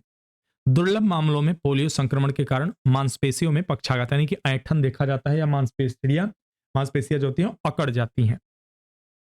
अगर बात करें कि जो एरिया है, देखिए अभी फ्लोरिडा की हम बात कर रहे थे तूफान की, तो यह फ्लोरिडा जो है यहाँ का है, अमेरिका का एक जो है स्टेट है, आप देख सकते हैं। और न्यूयॉर्क की अभी ये जो घटना मिली है न्यूयॉर्क है, तो यह उत्तरी हिस्सा आप देख सकते हैं न्यूयॉर्क का है, यहाँ पर यह घटना देखी गई है।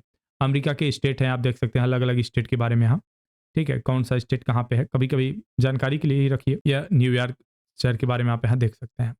पेंसिल्वेनिया पास में है इसके। ठीक है, ओहियो आपने सुना होगा, मिशिगन वगैरह, ठीक है, नाम आता रहता है, आए न्यू जर्सी, अगर न्यूज़पेपर वगैरह पढ़ते होंगे तो ऐसी चीज़ें आती रहती कभी कभार सुनने में।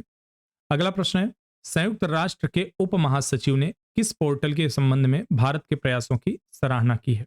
किस पोर्टल के संबंध में किया है?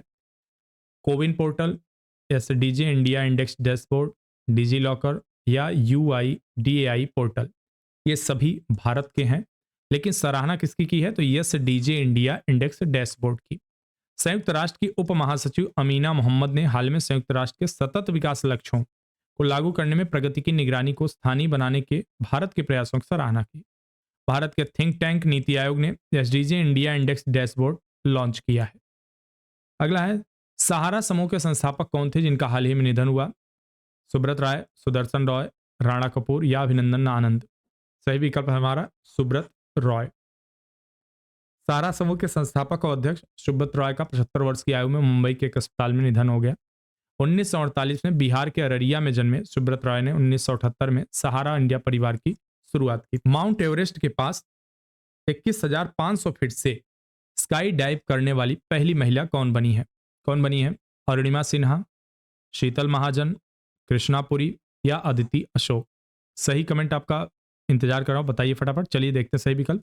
सही विकल्प बी है शीतल महाजन। भारतीय स्काई डाइवर शीतल महाजन ने दुनिया की सबसे ऊंची चोटी माउंट एवरेस्ट के सामने 21,500 फीट की ऊंचाई से हेलीकॉप्टर से छलांग लगाकर स्काई डाइव करने वाली पहली महिला बन गई। इसके बाद वो 17,444 फीट की ऊंचाई पर काला पत्थर चोटी पर उतरी। वह एक प्रसिद्ध भारतीय स्काई डाइवर हैं जिनके पास कई स्काई डाइविंग रिकॉर्ड है। 2001 में चौथे सर्वोच्च नागरिक पुरस्कार पद्मश्री से भी उन्हें सम्मानित किया जा चुका है। आईसीसी ने हॉल ऑफ फेम में शामिल होने वाली पहली भारतीय महिला क्रिकेटर कौन बनी है? डायना एडोलजी, अंजुम चोपड़ा, मिताली राज या पूनम यादव? तो यह बनी है डायना एडोलजी। पूर्व भारतीय कप्तान डायना एडोलजी पहली भारतीय महिला क्रिकेटर बन गई जिन्हें अंतर्राष्ट्रीय क्रिकेट परिषद ने अपने हॉल ऑफ फेम में शामिल किया है। उनके साथ भारत के पूर्व सलामी बल्लेबाज वीरेंद्र सहवाग, श्रीलंका के अरविंद डिसिल्वा को भी हॉल ऑफ फेम में शामिल किया गया। डायना ने 1976 से 93 के बीच भारत के लिए 54 मैच खेले और 100 से अधिक विकेट हासिल किया। भारतीय रेलवे की वन स्टेशन वन प्रोडक्ट अब पहल कितने स्टेशनों पर चालू होगी? कितने स्टेशनों पे? 1000, 1037, 1041 और 1150। ऐसे प्रश्न बीपीएससी में पूछने का बहुत ट्रेंड है। हालांकि यूपी भी अब इस तरह के प्रश्नों को पूछने के ट्रेंड शुरू कर रहा है, तो इसलिए तैयार रहिए फैक्चुअल की इंफॉर्मेशन के लिए। तो ये 1037 स्टेशनों पे भारतीय रेलवे की वन स्टेशन वन प्रोडक्ट पहल अब देश भर के 1037 स्टेशनों पर चालू है। यह पहल स्थानीय लोगों को स्वदेशी उत्पाद बेचने के लिए विशिष्ट रूप से डिजाइन किया गया है। यह योजना national institute of design Ahmedabad द्वारा डिजाइन की गई है। योजना का पायलट प्रोजेक्ट 25 मार्च 2022 को शुरू किया गया। ब्रिटेन के नए विदेश मंत्री के रूप में किसे नियुक्त किया गया है? लिज ट्रस को, डेविड कैमरन, जेम्स क्लेवरली या जाकिर अहमद को? किसको किया गया है? कमेंट करके बताइए। तो यह पूर्व प्रधानमंत्री डेविड कैमरून को किया गया है। यूके के पूर्व प्रधानमंत्री डेविड कैमरून को ब्रिटेन के नए विदेश मंत्री के रूप में नियुक्त किया गया है। पीएम ऋषि सुनक ने जेम्स क्लेवरली की जगह डेविड कैमरून को नया विदेश मंत्री चुना। डेविड कैमरन 2010 से 16 के बीच ब्रिटेन के प्रधानमंत्री रह चुके हैं। भारत में प्रतिवर्ष बाल दिवस कब मनाया जाता है? 13 नवंबर, 14 नवंबर, 15 नवंबर या 16 नवंबर को? कब मनाया जाता है? 14 नवंबर को। हर साल पूरे भारत में 14 नवंबर को बाल दिवस के रूप में मनाया जाता है। यह भारत के पहले प्रधानमंत्री जवाहरलाल नेहरू की जयंती के उपलक्ष्य में मनाया जाता है। पंडित नेहरू के सम्मान मनाया जाता है। इस वर्ष बाल दिवस की थीम हर बच्चे के लिए हर अधिकार, दुनिया भर में हर बच्चे के अधिकारों को बनाए रखने की प्रतिबद्धता को रेखांकित करता है। आईसीसी ने हाल ही में किस देश के क्रिकेट बोर्ड को निलंबित कर दिया है? किसको किया है? पाकिस्तान, नेपाल, बांग्लादेश या श्रीलंका? आप लोगों के मन में पाकिस्तान हो तो बिल्कुल नहीं है। यह निलंबित किया गया है श्रीलंका। अंतर्राष्ट्रीय क्रिकेट परिषद ने बोर्ड ने श्रीलंका क्रिकेट की आईसीसी सदस्यता को तत्काल प्रभाव से निलंबित कर दिया। आईसीसी ने यह निर्णय एक सदस्य के रूप में दायित्वों के गंभीर उल्लंघन के कारण लिया गया है। गौरतलब है कि श्रीलंका विश्व कप 2023 में अच्छा प्रदर्शन नहीं कर पाया और टूर्नामेंट से बाहर हो गया। राष्ट्रीय प्रेस दिवस प्रतिवर्ष कब मनाया जाता है? कब मनाया जाता है? 14 नवंबर, 15 नवंबर, 16 नवंबर या 17 नवंबर? सही विकल्प होगा यहां 16 नवंबर। भारत में प्रतिवर्ष 16 नवंबर को राष्ट्रीय प्रेस दिवस मनाया जाता है। इस दिवस की शुरुआत भारतीय प्रेस परिषद द्वारा किया गया। इसकी शुरुआत साल 1977 में की गई थी। राष्ट्रीय प्रेस दिवस 2023 का थीम आर्टिफिशियल इंटेलिजेंस के युग में मीडिया, यह इसका थीम है। भारतीय रेलवे ने किसके सहयोग से भारत गौरव पर्यटक ट्रेन की शुरुआत करने जा रहा है? भारत गौरव पर्यटक ट्रेन। नीति आयोग, पर्यटन मंत्रालय, IRCTC या मेक माई ट्रिप के साथ? किसके साथ करने जा रहा है? सही विकल्प है IRCTC के साथ। भारतीय रेलवे ने IRCTC के सहयोग से भारत गौरव पर्यटक ट्रेन की शुरुआत की जा रही है। देखो अपना देश, एक भारत श्रेष्ठ भारत पहल को बढ़ावा देने के लिए इसकी शुरुआत की जा रही है। यह ट्रेन छत्रपति शिवाजी महाराज टर्मिनस से प्रस्थान करते हुए सर्कुलर मार्ग मुंबई, पुणे, सोलापुर, गुंतकल, रेणुगुंटा, रामेश्वरम, मदुरई, कन्याकुमारी, कोचुवेली जैसे प्रतिष्ठित स्थलों को कवर करे। Voice of global south summit, voice of global south summit के दूसरे संस्करण की मेजबानी कौन सा देश करेगा? कमेंट करके बताइए फटाफट। बांग्लादेश, भारत, थाईलैंड या मलेशिया? सही विकल्प बी है Bharat. Voice of global south summit दूसरे संस्करण का आयोजन भारत की मेजबानी में किया जाएगा। शिखर सम्मेलन भारत की अध्यक्षता के दौरान G20 बैठकों के लिए किए गए निर्णयों को वैश्विक दक्षिण के देशों के साथ साझा करने पर केंद्रित होगा। Voice of global south summit के पहले संस्करण की मेजबानी इस साल जनवरी महीने में भारत ने वर्चुअल फॉर्मेट में। वर्ल्ड फिलोसफी डे 2023 इस वर्ष कब मनाया जा रहा है? 15 नवंबर, 16 नवंबर, 17 नवंबर या 18 नवंबर? 16 नवंबर को। वर्ल्ड फिलोसफी डे या विश्व दर्शन दिवस हर साल नवंबर के तीसरे गुरुवार को, ध्यान रखिएगा, नवंबर के तीसरे गुरुवार को मनाया जाता है। इस बार यह 16 नवंबर को मनाया जा रहा है। साल 2005 में भविष्य के समाज को आकार देने में दर्शन शास्त्र के महत्वपूर्ण योगदान को मान्यता देने के लिए यूनेस्को ने विश्व दर्शन दिवस मनाने की शुरुआत की थी। इस वर्ष का थीम बहुसांस्कृतिक विश्व में दार्शनिक प्रतिबिंब वर्ड है। भारत अंतर्राष्ट्रीय विज्ञान महोत्सव 2023 का आयोजन कहाँ किया जाएगा? कहाँ किया जा रहा है? गुवाहाटी, जयपुर, फरीदाबाद या लखनऊ? कमेंट सही करके बताइए फटाफट। सही विकल्प यहाँ पे है सी, फरीदाबाद, हरियाणा। भारत अंतर्राष्ट्रीय विज्ञान महोत्सव का 9वां संस्करण 17 से 20 जनवरी 2024 तक फरीदाबाद, हरियाणा में आयोजित किया जाएगा। इस बार का थीम अमृत काल में विज्ञान और प्रौद्योगिकी, सार्वजनिक आउटरीच है। IISF विज्ञान भारती के सहयोग से विज्ञान और प्रौद्योगिकी मंत्रालय और पृथ्वी विज्ञान मंत्रालय की एक पहल है। किसी एक विश्व कप संस्करण में सर्वाधिक रन बनाने का रिकॉर्ड किस खिलाड़ी ने बनाया है? Virat Kohli, David Warner, Glenn Maxwell या रोहित शर्मा? सही विकल्प है विराट कोहली। अगला प्रश्न, अंतिम प्रश्न है हमारा इस वीडियो का। सिलक्यारा सुरंग जो खबरों में थी किस राज्य में स्थित है? किस राज्य में स्थित है? उत्तराखंड, सिक्किम, अरुणाचल प्रदेश या हिमाचल प्रदेश? सही विकल्प आपका क्या होगा? विकल्प ए, उत्तराखंड। हाल ही में राज्य के उत्तरकाशी जिले में ब्रह्मखल यमुनोत्री राष्ट्रीय राजमार्ग पर सिलक्यारा से डंडाल गांव निर्माणाधीन सुरंग ढह गई और उत्तराखंड में निर्माणाधीन सिलक्यारा सुरंग में 40 मजदूरों फंसने के बाद सुरंग से मजदूरों को सुरक्षित बाहर निकालने के लिए राहत और बचाव अभियान चलाया जा रहा है। सुरंग 12,000 करोड़ रुपए की 4 धाम ऑल वेदर रोड परियोजना का हिस्सा है। अभी इसमें काम चल ही रहा है, आप लोग न्यूज सुनते ही होंगे, देखते ही होंगे। यह रहा उत्तराखंड का मैप, आप देख सकते हैं। ये उत्तरकाशी जिला है, यह उत्तर की तरफ बिल्कुल, और बाकी इसके जिले हैं, 13 जिले हैं इसमें। आप देख सकते हैं एक तरफ यह नेपाल से सीमा बनाता है, एक तरफ उत्तर प्रदेश से बनाता है। तो दोस्तों यहां पर हमारी यह वीडियो आज की समाप्त होती है। 11 से 17 नवंबर तक की करंट अफेयर आपकी यहां समाप्त हो गई। अब हम मिलेंगे लेके 18 नवंबर से लेके अगले 6 दिनों की महत्वपूर्ण खबरों को लेके मिलेंगे, जो बहुत सुपर इंपॉर्टेंट होते हैं आपके लिए। हम उन्हीं खबरों को लेके आपसे मिलते हैं।